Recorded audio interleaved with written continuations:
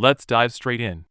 Section 1. The Sugar Rush, real or just a parenting myth? If you've ever been to a kid's birthday party, you've seen it 100 times. The cake comes out, frosting hits tiny tongues, and suddenly the room turns into a pinball machine. Parents lean in and whisper, yup, the sugar just kicked in. But here's the real question. Did it actually kick in? Or are we repeating a myth that's just comfortable to believe? The sugar rush idea is so baked into culture that it barely gets questioned. It shows up in sitcoms, school newsletters, and parenting forums, often with the same certainty as don't swim after eating. But when you try to trace it back to a single pivotal study, you won't find one. The belief seems to have snowballed from anecdotes. Parents noticed wild behavior after dessert and assumed sugar was the spark. The problem? Parties, holidays, and sleepovers are already high-voltage settings. If kids were calm monks before cupcakes and ninjas after, the story would be simple. But reality isn't that neat. Let's flip the script. Why is sugar such a perfect villain? It's everywhere. It tastes amazing, and we already feel a little guilty about it. When chaos erupts, blaming sugar gives us a handle, something we can control. But look at other scenes. Recess, playgrounds, family gatherings. Kids go wild there too, without a sprinkle of powdered sugar. So the better question is it the sugar or is it the situation? Hold that thought. We'll dissect the party environment in Section 3. Researchers haven't ignored the myth. They've hammered at it for decades. Controlled trials compared kids who consumed sugar with kids who didn't. Over and over, the data refused to cooperate with the legend. No meaningful difference in measured hyperactivity. No behavioral earthquake. If sugar really flipped a switch, we'd see it in those numbers. We don't. So why does the myth feel so real? Because the human brain loves simple cause and effect stories. Cake chaos feels elegant and true, but correlation isn't causation. Maybe the cake wasn't the trigger at all. Maybe it was the screaming playlist, the bouncy castle, the present opening frenzy, or a skipped nap. Sugar makes a convenient scapegoat, a single culprit to explain a very noisy system. There's also the role of repetition. A belief told often enough gets promoted to common sense. Cartoons joke about kids going sugar crazy. Ads show turbocharged zoom eyes after snacks. After a while, our expectations write the script before the scene even starts. We'll dig into that psychology, the parent effect, in Section 4. One more twist. Sometimes sugar doesn't rev behavior. It sets up a crash. A quick glucose spike can be followed by irritability or fatigue, the opposite of hyperactivity. That crash matters for energy and mood. We'll zoom out to health in Section 5. But it's not the manic burst parents imagine. So where are we? A myth that feels true, reinforced by culture, timing, and expectation, but not by solid science. Which tees up the next question. If the rush isn't real, what do the studies actually show? Let's open the lab door in Section 2. Section 2. What decades of science actually found about sugar in kids? When debates flare up, someone inevitably says, science proves it. Okay, what does the science actually say? Starting in the 1970s and 80s, as ADHD rose in public awareness, diet became the prime suspect. Sugar, ubiquitous and beloved, was first in line. Researchers ran double-blind studies. One group drank sugar-sweetened beverages, another drank sugar-free placebos. Parents and kids didn't know who got what. If sugar caused hyperactivity, results should have been obvious. They weren't. Across repeated trials, kids who had sugar didn't behave any wilder than kids who didn't. Here's the kicker. When parents were told their child had sugar, whether or not it was true, they reported more hyper behavior. Same child, same behavior, different expectations. Already we can smell the psychological component. We'll dig into that parent expectation loop in Section 4. In the decades since, studies have gone deeper. Blood glucose curves, hormonal markers, even brain activity. The verdict hasn't budged. Sugar can raise blood sugar quickly, but it doesn't directly trigger hyperactive behavior. If anything, a short-lived lift is often followed by a sugar crash. Tired, cranky, unfocused, not hyper. So why does the myth survive? Partly because lab conditions aren't birthday parties. In a controlled room, a child sips a drink and completes tasks. At a party, 20 kids shout in stereo, music thumps, adults are distracted, and free play starts exactly when dessert is served. Cake and chaos are adjacent in time, so our brains stitch them together. But adjacency isn't causality. We'll pull apart the party storm in Section 3.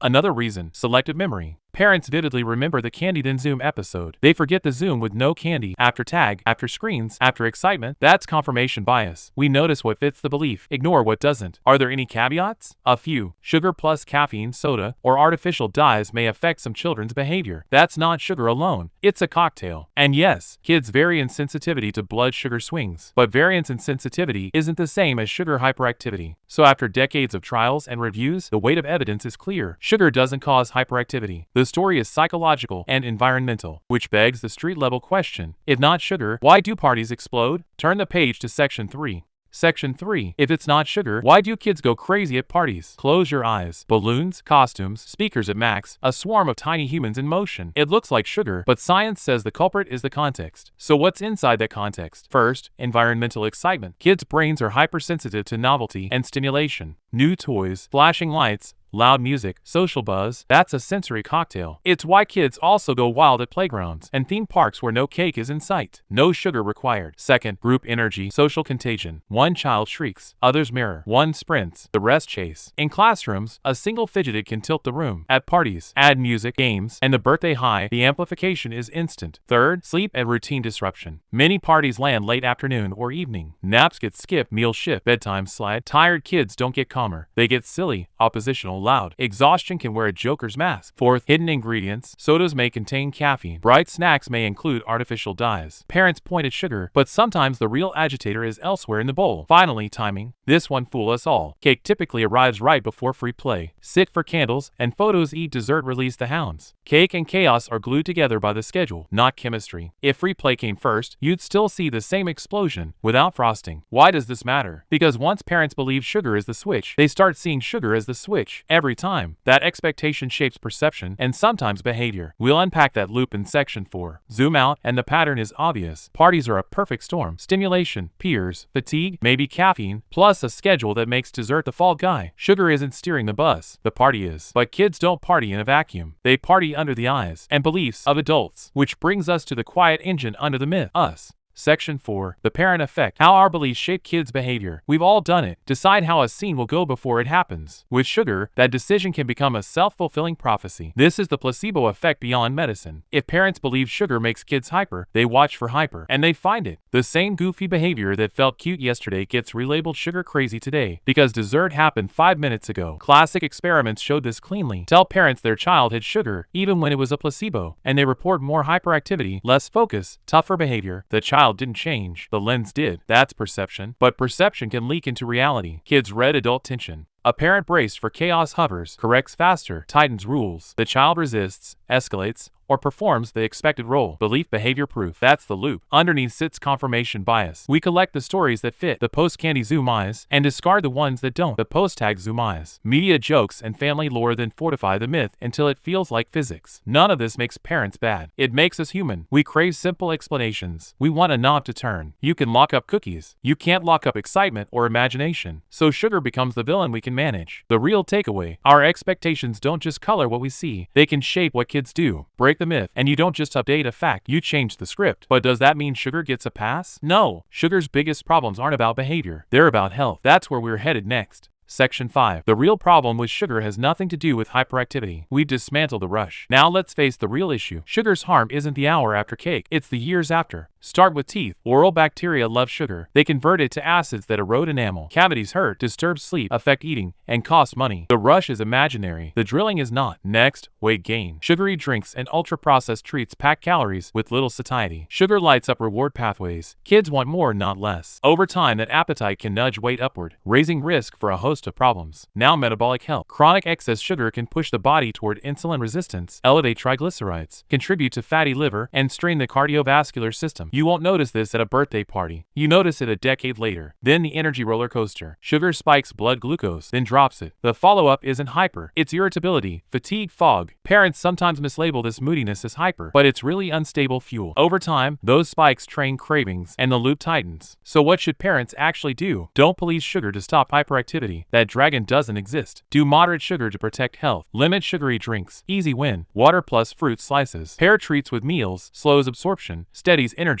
Offer protein/fiber so kids feel full, and ask for fewer refills. Keep dessert neutral. No bribes, no bans. Normalize, don't idolize. Let's circle back to the party scene. The kid sprinting laps wasn't powered by frosting. He was powered by friends, freedom, and a playlist. But the cake still matters, not for behavior, for health. If we stop chasing the wrong dragon, we can focus on the right fight. So the next time someone says, don't give him sugar, he'll go crazy, you can smile and set the record straight. Sugar doesn't make kids hyper, but it does make problems we can't afford to ignore. And that's the story worth telling.